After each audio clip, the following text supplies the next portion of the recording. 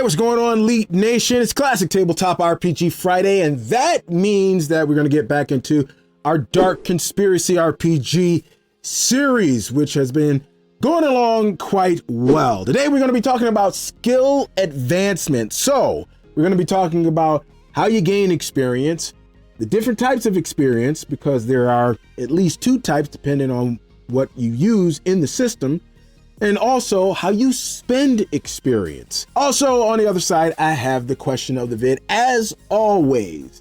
Let's get to it, let's do it, and roll them.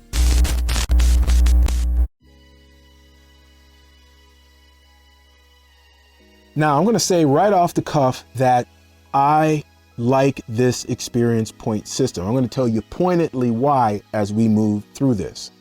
Now, the first way you gain experience points as a player that you have the most control over is by using a skill repeatedly. Now, the problem with that is that what does repeatedly mean? That's arbitrary. What do you mean? Twice? 3 times?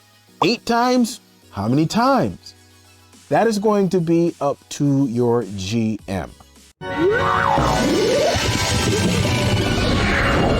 Now, this is what I would do if I'm a GM. I'm going to set it at the high level. I would set it at a minimum of 4 because this is the dark future. It's difficult here. So because of that, and we'll go through the lore later on, because of that, this should not be easy. Giving out experience points shouldn't be willy-nilly. As a matter of fact, they tell you to err on the side of being stingy. Because if you give out too many experience points, the players are going to expect that. And then all of a sudden, when you're not giving out too much experience point because everybody's going too fast, then they're going to be like, hey, why aren't we getting as many experience points? And they would have a right to ask that question because you gave out a whole bunch before. You need to stay consistent. And so it's better to add on a little bit more as you go than to pull back and decrease it. Now, sometimes you might have to do that and just tell them, hey, you know, I'm just trying to balance out things, but be stingy at first and you probably will be in a good place. Another way to get experience points is through observation. So this means that a character is observing someone with undivided attention, and maybe the person who's being observed is just kind of giving a pointer here or there, or may give a pointer here or there after they do whatever it is that was being observed. Now, the caveat here is that the person who is being observed must have a skill level twice as much as the one who is observing. So you might be able to do this once, maybe 2 times to get an experience point. And then at that point, you would have to go probably to our next one. You can get personal instruction and get an experience point for doing that.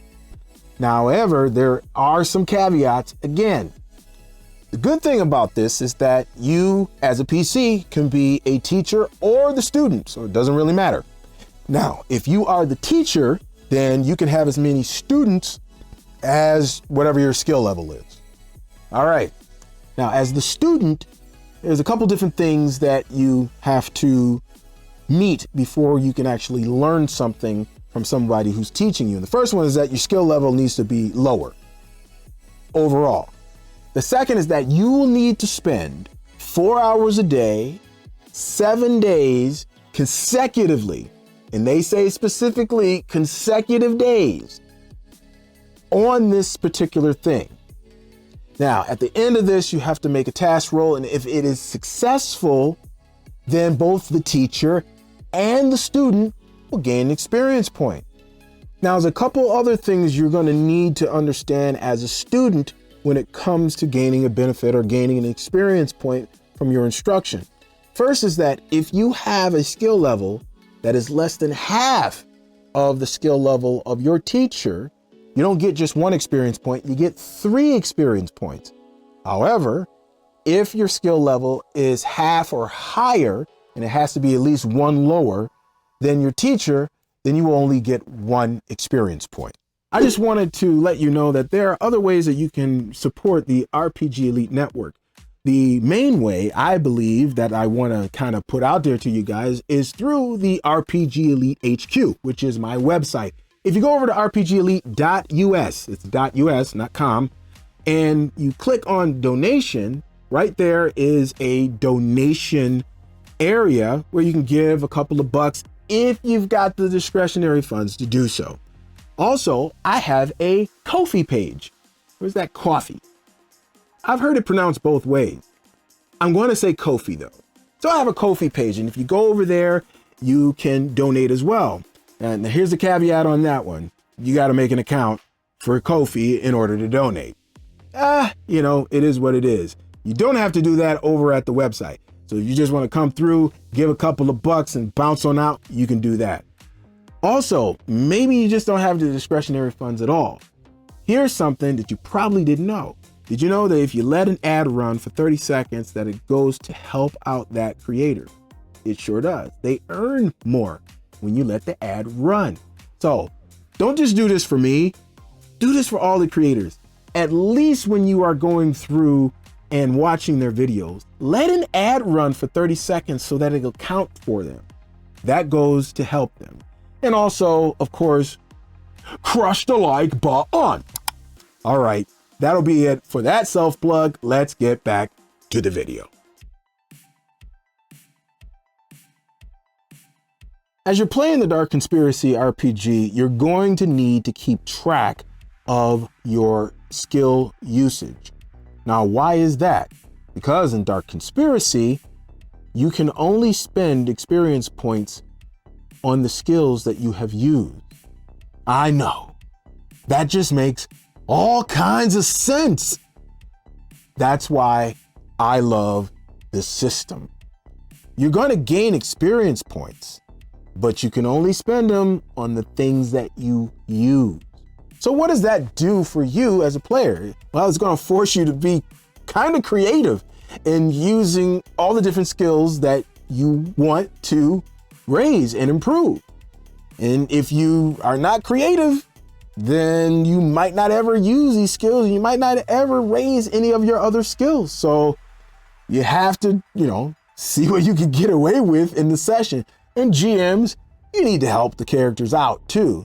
Now, you're not going to have situations in every session where your character is going to be able to use all of their skills. But it might be nice if you give opportunities that are there for them to use those skills that maybe they don't use that much. So working together like that, you might have the potential to raise something a little bit higher, but it really is going to be on the players and your creativity and using your skills, whether or not you are going to be able to improve them when the adventure is over. Now, the part that is kind of fuzzy in the core book is how they talk about a session and an adventure, because they say that at the end of a session that you are supposed to get your experience points and to spend them and then to reset your skill usage sheet, however you're keeping track of that. The problem is that when you say session, you normally mean your sit-down session and that's it. And when you say adventure, you mean a quest, a mission or something. So there might be several sessions that you have to go through before you finish an adventure. So when they started switching back and forth on that, it either meant one of two things. Number one, at the end of actually every session, you have to spend experience points because then you have to reset your skill usage. I don't think it's what that meant though. I think what it meant was that at the end of the adventure, you will have all your experience points and then you can spend them and reset your skill usage sheet. So if it takes 4 sessions to get through an adventure, you will get experience points at the end of every session. You just won't spend them until the end of the adventure. And then that's when your skill usage sheet resets. That's what I think they meant. So let's go with that one.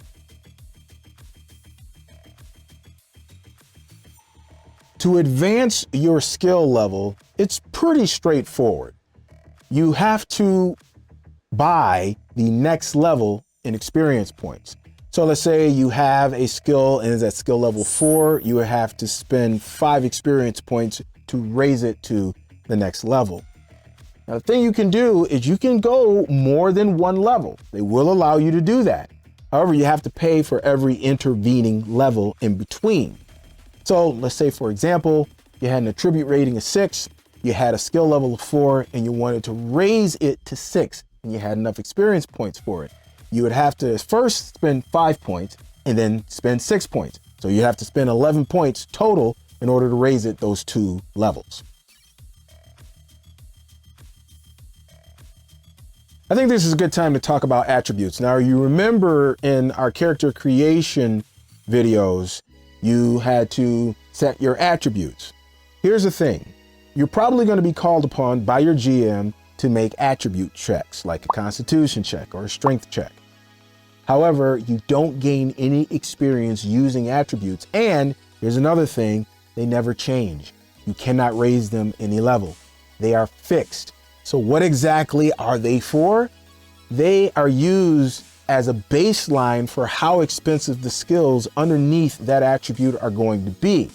If you have a high attribute rating in something, it's going to be cheaper for the skills that are underneath it because it'll be at a 1-to-1 ratio most of the time before you reach the high threshold. If it's a lower threshold, then it's probably going to be more expensive because once you reach that low threshold, every level above that is going to be a 2-to-1 ratio. It's going to be 2 points for every level that you raise it above it. So remember, when you're making your character and also when you are doing things in the game, you want to try to use skills, because using an attribute, that's not going to get you any skill points or anything, even though it might be fun just to see if your character can do things.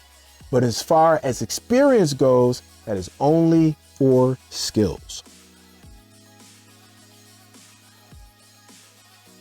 There's a certain type of experience that you get called initiative experience. This experience is separate from your normal skill experience. You only get initiative experience, which will go to raise your initiative, when you are in a life-threatening battle, which is just about everyone. So for every battle, you will get initiative experience. So if you go through a session, you guys don't have a battle, no initiative experience is possible. But if you have a battle, you might get one. If maybe during an adventure you have 2, maybe 3, then you get initiative experience. But again, you have to keep this separate from your skill experience because it's going to be applied differently. The Dark Conspiracy RPG experience point system. I like it. I really do. It just makes a whole lot of sense. I dig it. I dig it a lot. Hey, if you got any value out of this video today, if you could do me, your intrepid host, could you do me a solid? Could you crush the like button? Also, if you want to stick around here on the channel with everybody else, with a little YouTube tribe, I come out with videos every Tuesday and Friday, God willing. Let's get to the question of the vid. So you've seen the experience system in the Dark Conspiracy RPG. So tell me, what do you like and what do you dislike about it? Let me know down in the comments. I want to hear from you guys. I want to get some engagement going. So let's do this like Brutus, because you always knew this. And that is going to wrap it up for me, folks. That is all I got. Be here next Tuesday, if the Lord allows, when I continue here in RPG Elite Land or Elite Nation. So right now, let a brother do a snuggle puss. So exit, stage left. If you've got a game coming up this weekend, then happy gaming, y'all. I hope it is an RPG Elite session.